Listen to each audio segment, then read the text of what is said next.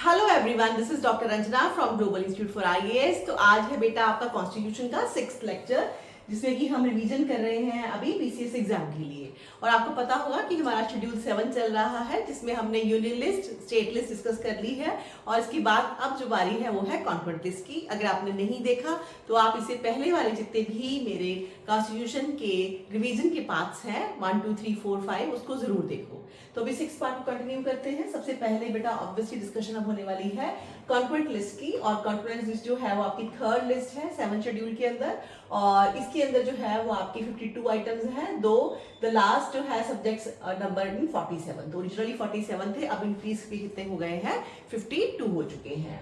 और 7 शेड्यूल जो है and it includes power to be considered by both union as well as state government. दोनों ही इसको लेके लेजिस्लेट करती हैं। और आपको पता है कि अगर किसी भी तरह की कोई भी कंफ्लिक्टिंग जो है लॉ बन जाए तो फिर it is the union whose law will prevail, right. तो जल्दी से आगे बढ़ते हैं। Now legislative section is divided into 3 list, union list, state list, concurrent list. और unlike the federal government of US, Switzerland, Australia, residuary powers जो है वो हमारी किसके साथ है, that lies with the union. अब आपको किस पे ध्यान देना है कि कौन कौन सी जो हमारी आइटम्स हैं वो इस लिस्ट के अंदर आती है। So first is that is your criminal law. Criminal law including all matters included in the Indian penal code IPC, जिसको कि अभी क्या रिवाइज कर दिया गया है at the commencement of this constitution, but excluding offences against law with respect to any of the matters specified in list 1 और list 2। क्योंकि list 1 और list 2 के अंदर भी आपको पता है क्रिमिनल लॉज आते हैं जो वहां पे डिस्कस नहीं हुए, उसके अलावा जो रह गए हैं वो यहाँ पे हैं। एंड इसके साथ ही excluding the use of naval, military, air force or any other armed forces of the union in aid of civil power, because ये पावर जो है किसके पास है, यूनियन लिस्ट के पास है, right.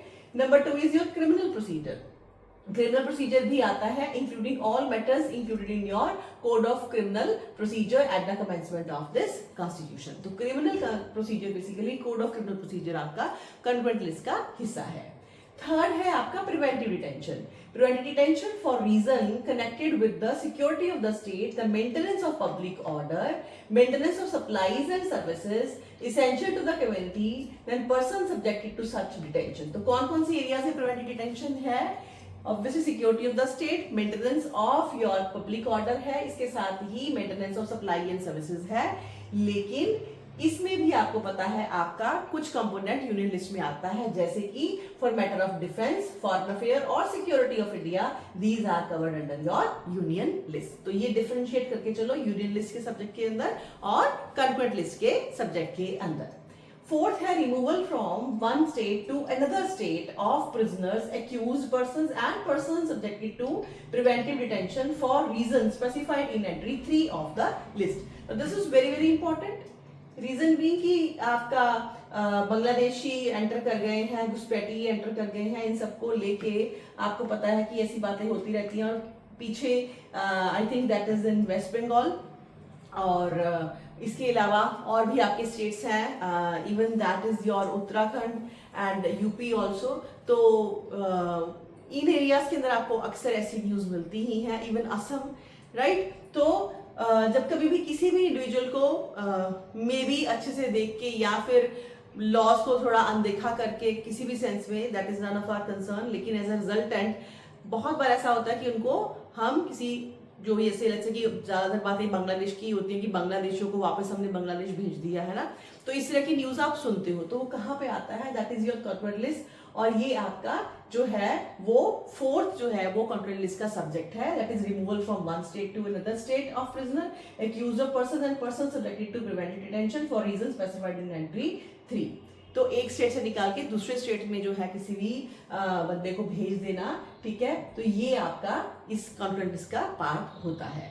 Then marriage and divorce, infant, then minors, adoption, will, then intestacy, that is dying without your valid will, ठीक है, and succession, joint family, partition, all matters in respect to which parties in judicial proceeding were immediately before the, और यहाँ पे लोग खुद जो आए, commencement of this constitution subject to the personal law। तो personal law में आपकी प्रॉपर्टी को लेके जहां पर कि आपको लग रहा है कि किसी ने अपनी विल नहीं लिखी है, उसकी सक्सेशन या जॉइंट फैमिली या पार्टीशन हो रहा है, डिवीजन हो रही है प्रॉपर्टी के अंदर, ऐसे ही marriage, divorce, infant, minors, adoption, ये सारे की सारी जितनी भी पार्ट्स हैं वो आपकी कहाँ पे लिखी गई हैं, that is in your concurrent list बेटा।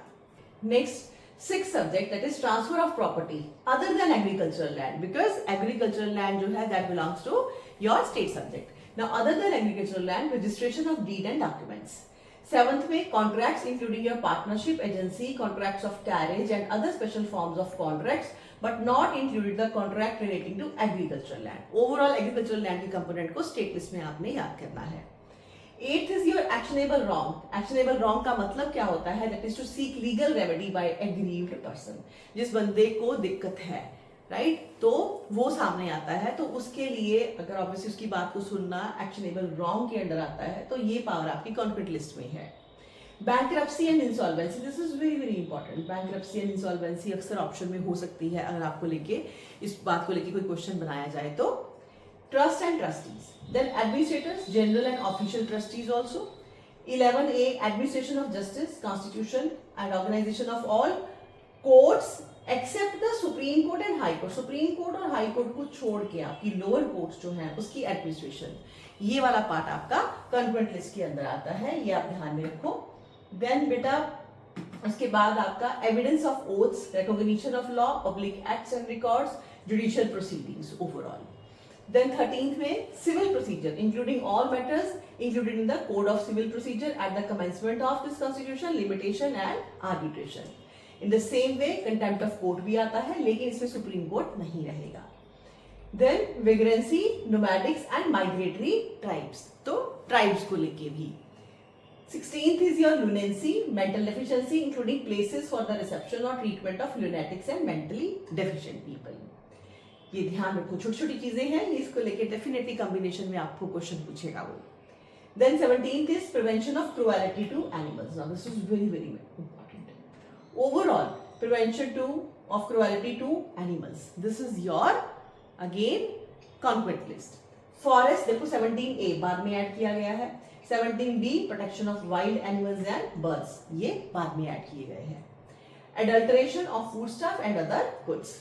Then 19th is drugs and poison subject to the provision of entry 59 of list 1 with respect to opium, because ये जो आपकी list 1 में है उसको छोड़ के बाकी drugs and poison convent list के अंदर भी आता है। बिकॉज एक चीज एक से ज्यादा लिस्ट में आ रही है, इसलिए आपको ध्यान जरूर देना पड़ेगा और आपको एक बार लिस्ट को जरूर पढ़ना पड़ेगा, तभी आप डिफरेंशिएट करके एग्जाम में इस क्वेश्चन को हैंडल कर पाओगे। 20th के अंदर आता है economics and social planning. Then 20A बाद में ऐड हुआ population control and family planning. Then 21 commercial and industrial monopolies, combines and your trusts, right. 22 में trade union, industrial and labour disputes also. 23rd social security, social insurance, employment as well as unemployment. This is also very important because unemployment is generally in use, इसको लेके भत्ता मिलना चाहिए, सब होना चाहिए, तो इसको लेके जो है वो लॉज बनने चाहिए, ऐसी न्यूज अक्सर रहती है, तो ध्यान रखो। This is your concurrent list. आगे बढ़ते हैं। 24th welfare of labour including conditions of work, provident fund, employers liability, workmen's compensation, invalidity and old age pension. Old age pension DPSPs में आता है, this is in concurrent list. Maternity benefit, ये सब कुछ third list में है। Then education specifically including technical education, medical education, universities subject to the provision of entry 63, 64, 65, 66 of list 1, क्योंकि already list 1 में ये सारी बातें हैं। Then vocational and technical training of labor. So vocational and technical training of labor basically जो है वो कहाँ पे है, आपका थर्ड लिस्ट के अंदर है। Legal, medical and other professions. 27 relief and rehabilitation of person displaced from their original places. Again this is important क्योंकि बहुत सारे प्रोजेक्ट्स की वजह से डिस्प्लेसमेंट होती है, तो ये कौन सा लिस्ट है आपका, थर्ड लिस्ट के अंदर सब्जेक्ट आता है। From their original place of residency by reasons of the setting of the dominion of India and Pakistan. तो इंडिया पाकिस्तान बनने की वजह से भी आपका जो भी डिस्प्लेसमेंट हुई वो उसको लेके आपकी कॉन्करेंट लिस्ट डील करती आ रही है। Charities, charitable institutions, charitable and religious endowment, religious institutions, overall ये सबका सब याद रखो, लिस्ट 3 है। Prevention of the extension from one state to another of infection or contagious diseases, pests affecting men, animals, plants. Corona के time पे ये जरूरी था, तो इस वजह से इसको भी ध्यान में रखो कि किस तरह से इन्फेक्शियस डिजीज से बचने के लिए प्रिवेंट किया जा सकता है एक स्टेट से दूसरे स्टेट में जाने के लिए लोगों को और जानवरों को भी। Vital statistics including registration of births and deaths. This is again very important. तो births and deaths का लेके जो आपका statistics है ये part 3 के अंदर list 3 के अंदर आता है। Ports other than those declared by under law made by parliament or existing law to be major ports. तो जो आपकी पार्लियामेंट ने अलग से डिक्लेयर कर दिया अगर वो है उसको छोड़ के उनको एक्सक्लूड करके बाकी के पोर्ट्स जो हैं वो लिस्ट आपकी 3 में आते हैं।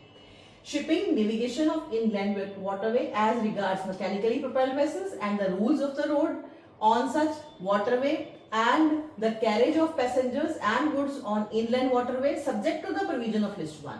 मतलब इसमें आप रूल्स बना सकते हो लेकिन अगर लिस्ट 1 में ऑलरेडी नेशनल वाटरवे की बेसिस पे कोई लॉ बना है then that law will prevail, otherwise ये लिस्ट के अंदर जो है स्टेट भी लॉ बना पाएगा।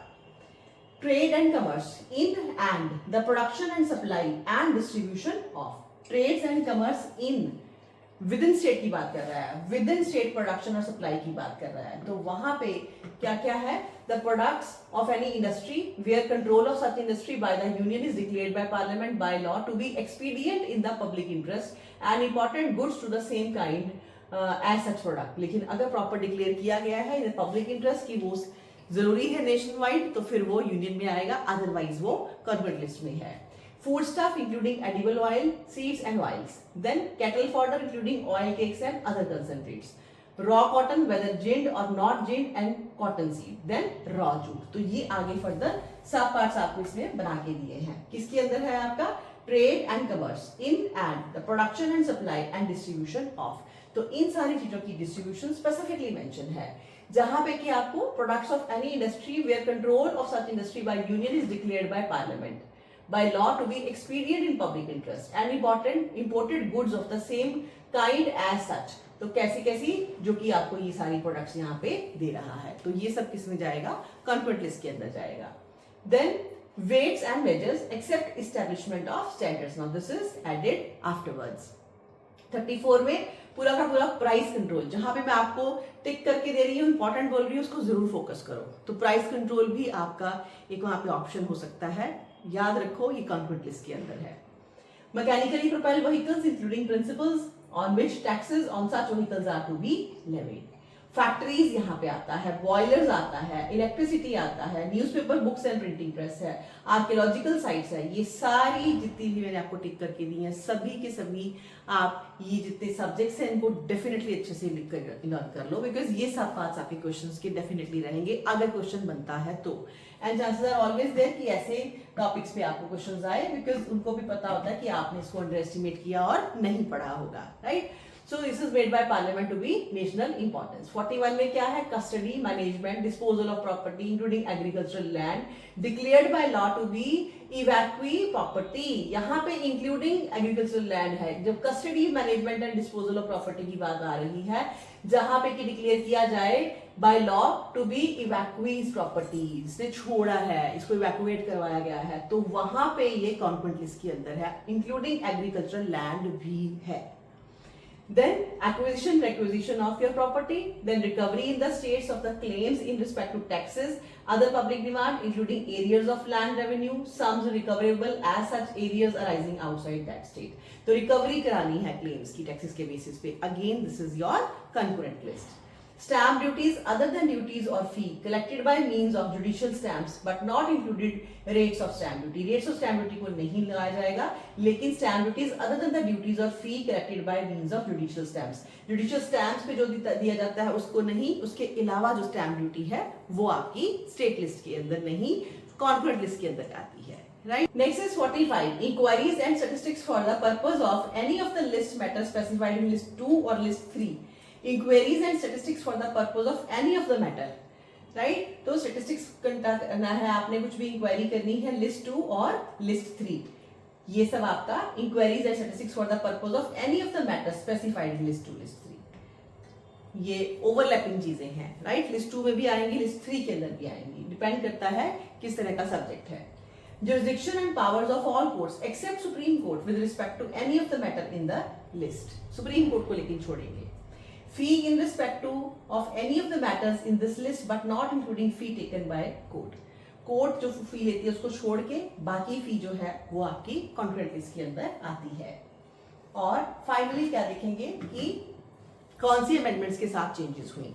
तो this is your 42nd amendment 1976, जिसमें कि 5 सब्जेक्ट्स ट्रांसफर किए गए स्टेट लिस्ट से कॉन्ट्रैक्ट लिस्ट के अंदर। Education, forest, weights and measures, protection of wild animals and birds and administration of justice. तो ये 5 के 5 तो आपने लर्न करने ही है, इसको आप भूल नहीं सकते, क्योंकि जनरली ये क्वेश्चन आपका बनता ही है और मेंस में भी आपको पता होना चाहिए, right. So this is all for your concurrent list. छोटे छोटे ही मैंने वीडियोस बनाई हैं, ज्यादा बड़ा नहीं किया। 1-2 बार सिर्फ आप वीडियो को ही देख लोगे तब भी आपको इसके साथ रिलेटेड जो है वो काफी हद तक आइडिया हो जाएगा कि एग्जाम में अगर क्वेश्चन बनता है तो मैंने उसको कैसे सॉल्व करना है। हो सके तो थोड़े से जो मैं इंपॉर्टेंट या रेलिवेंट टॉपिक्स को टिक करके बताती हूँ उसको आप अच्छे से मनअप करो। और बहुत बार मैं आपको होमवर्क देती हूँ अपनी वीडियोज में, पर आप नहीं करते। कोशिश किया कीजिए, कमेंट सेक्शन में आप अपना कमेंट जरूर छोड़िए, राइट। सो शेयर कीजिए, लाइक कीजिए। अगर आपको चाहिए कुछ और इसके अलावा एडिशंस या कोई टॉपिक मुश्किल लग रहा है तो वो भी आप मुझे कमेंट सेक्शन में बताइए। तो इसी तरह से ही बेटा नेक्स्ट वीडियो लेके आती हूँ जल्दी से ही। Thank you so much.